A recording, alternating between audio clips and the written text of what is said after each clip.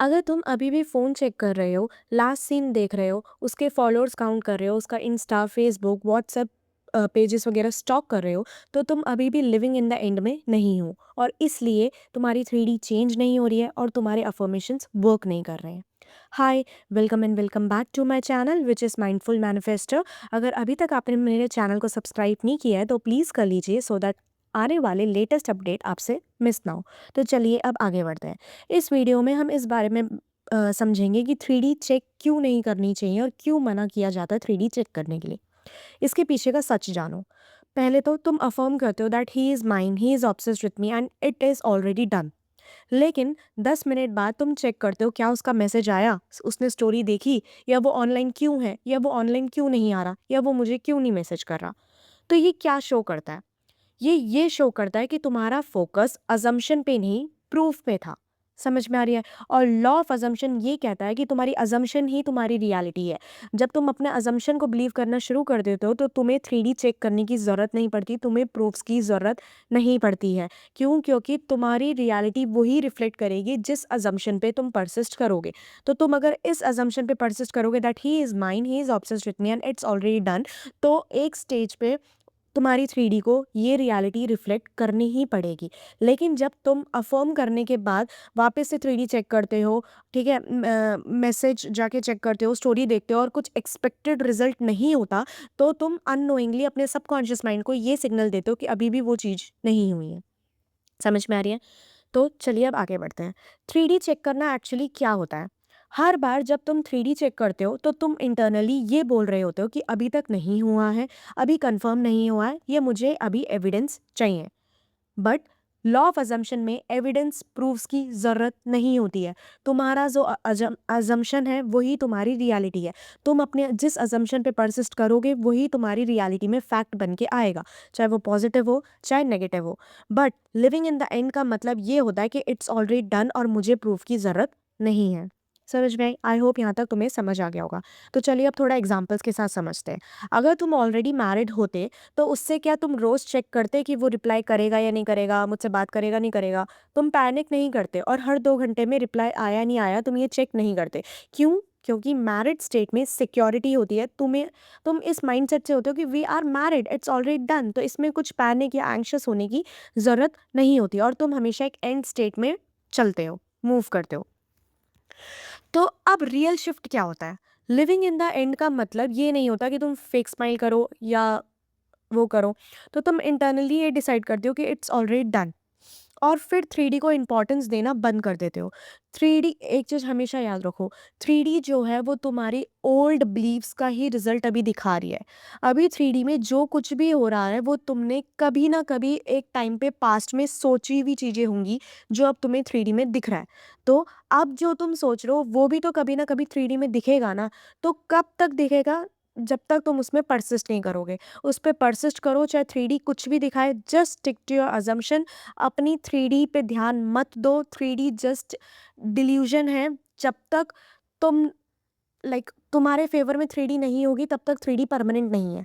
तो 3D को तुम्हारे फेवर में परमानेंट बनाने के लिए तुम्हें तुम्हारी डिजायर्ड अजम्पशन पे परसिस्ट करना पड़ेगा और कब तक? जब तक वो एक फैक्ट बन के तुम्हारी रियलिटी में नहीं आ जाता। समझ में आ रही है? अभी भी समझा रही हूँ।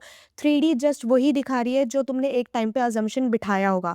तो 3D को चेंज करने के लिए 3D पे कुछ मत फोर्स करो, अपने अजम्पशन को चेंज करो। 3D बिल्कुल मत चेक करो। 3D जस्ट रिफ्लेक्शन है, मिरर है। समझ में आ रही है? अब कैसे शिफ्ट लाना है अपने अंदर? नेक्स्ट टाइम जब भी अर्ज आए फ़ोन चेक करने का तो खुद से पूछो, क्या ये ऑलरेडी डन होता तो क्या मैं ये चेक करती, फ़ोन चेक करती या उसे स्टॉक करती? आंसर क्या होगा? सिंपल, मैं काम होती, मैं सिक्योर होती, मैं बिज़ी होती। बस वही वर्ज़न तुम्हें चूज़ करना है। और ऑनेस्टली बोलूँ, तुम मैनिफेस्टेशन डिले नहीं कर रहे हो, तुम बस बार-बार हर 10 मिनट में ओल्ड रियलिटी को कन्फर्म कर रहे होते हो, जब भी तुम 3D जाके चेक कर रहे होते हो। अफ़र्म कर दिया है, मूड अब अच्छा लग रहा है अफ़र्म करके, बस छोड़ दो। 3D क्यों चेक करनी है जब तुम्हें पता है 3D चेक करके तुम्हें हर्ट होगा? अगर एक्सपेक्टेड रिजल्ट है तो ठीक है, नहीं है तो फिर सबकॉन्शियसली तुम अपने माइंड को ये सिग्नल दोगे कि जो अभी जितना कुछ भी मैंने अफ़र्म करा वो नेग्लिजिबल है। नहीं, हमें ऐसे नहीं प्रूव करवाना। एक बार तुमने बोल चुका है that it is mine and it's already done, तो उसी में परसिस्ट करो। 3D मत चेक करो। We can not serve 2 masters at a time. ठीक है? एक ही मास्टर के लिए, एक ही स्टोरी के लिए हम लॉयल रह सकते हैं एक टाइम पे। समझ में आ रही है? तो बार-बार 3D चेक करना बंद करो। अफ़र्मेशंस करते हो तो उसके बाद करने के बाद स्ट्रिक्टली फ़ोन या जो भी सोशल मीडिया जहाँ से तुम्हें ट्रिगरिंग पॉइंट होता है उसको टोटली अवॉइड करो। अपने और कामों में ध्यान दो, अपने सेल्फ डेवलपमेंट में काम दो, जिम जाओ, गो टू जिम, अच्छा खाओ-पियो, घूमो, फ्रेंड्स के साथ बाहर घूमो। ऐसे अपनी लाइफ़ एन्जॉय करो। ये नहीं 10 मिनट, 15 मिनट, आधा घंटा, डेढ़ घंटा अफ़र्म करके फिर वापस जाके 3D चेक कर रहे हो। फिर कोई फ़ायदा नहीं होगा। जो भी तुमने डेढ़ घंटा, 1 घंटा, 20 मिनट जो भी अफ़र्म करा वो सारा वेस्ट हो जाएगा। समझ में आ रही है? So stop reacting and start assuming and start persisting in your assumption. Reality बन के आएगी। ट्रस्ट मी ज़रूर आएगी। आज से 3D को चेक करना बंद करो, चेज़ करना बंद करो, अपना डिज़ायर्ड स्टेट चूज़ करो, क्योंकि जो स्टेट तुम चूज़ करते हो वही रियलिटी बन जाता है। और मुझे कमेंट में ऑनेस्टली बताओ, क्या तुम सच में ही लिविंग इन द एंड में हो या स्टिल अभी भी 3D चेक कर रहे हो?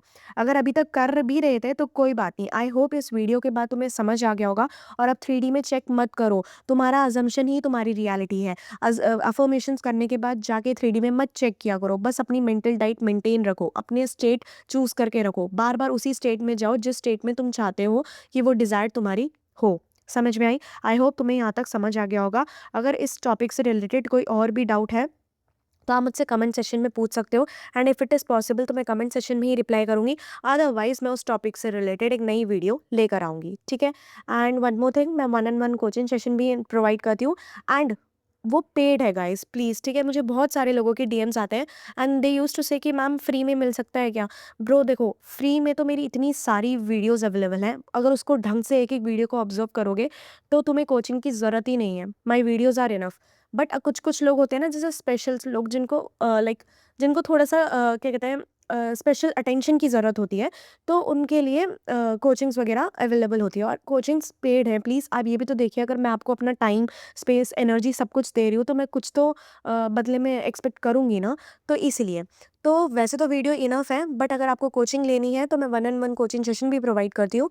तो अगर आपको मेरे से कोचिंग सेशंस लेनी है तो आप कमेंट सेशन में दिए गए इंस्टाग्राम पेज पे आके मुझसे कांटेक्ट कर सकते हैं, ठीक है? और वो कोचिंग सेशन पेड होंगे, तो प्लीज़ मेक श्योर आप उस हिसाब से अकॉर्डिंगली आपको जैसे कंफर्टेबल रहे आप कर सकते हो, ठीक है?